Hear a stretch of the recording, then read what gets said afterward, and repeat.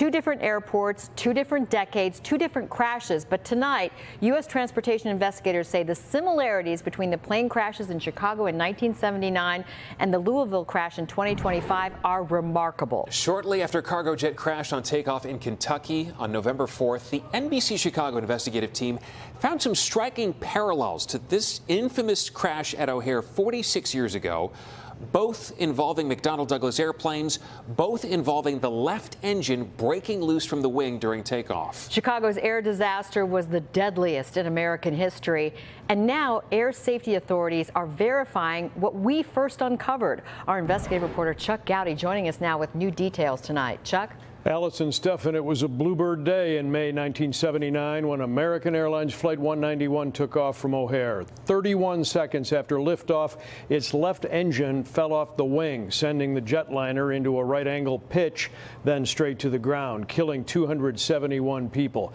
Tonight, the circumstances of that accident have come full circle, according to National Transportation Safety Board investigators who are examining an eerily similar crash November 4th in Louisville. Circumstances first reported by NBC5 Investigates earlier this month.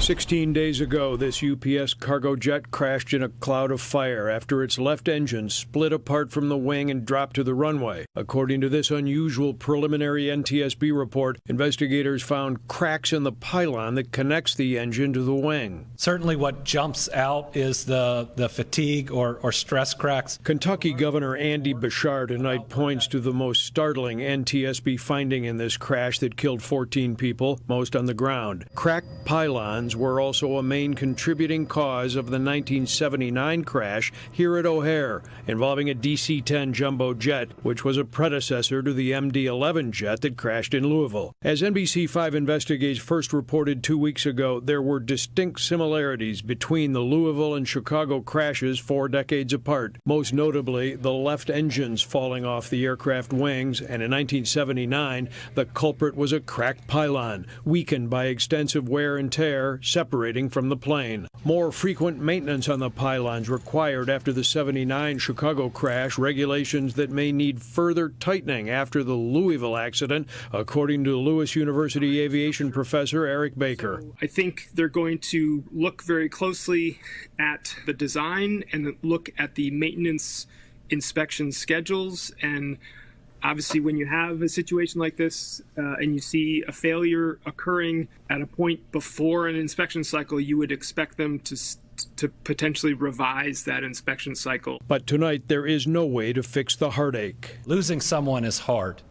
Losing someone through a violent plane crash, an explosion, is probably even tougher. These are folks that have been through weeks of wondering why, wondering what those last moments might have been like. They're hurting, and they're going to have an empty seat at their table this Thanksgiving. The 1979 Chicago incident remains America's deadliest plane crash. This month's Louisville crash, the worst ever for UPS. The Federal Aviation Administration has now grounded MD-11 aircraft and the similarly designed DC-10s until safety concerns can be sorted out and addressed. Even before the Louisville crash, UPS and FedEx both had started phasing out the 30-year-old plus planes, and experts tell us this may speed up the process, which is unusual in and of itself in the government. Those photos are striking, just to see the engine going up and over the top of the fuselage of the airplane.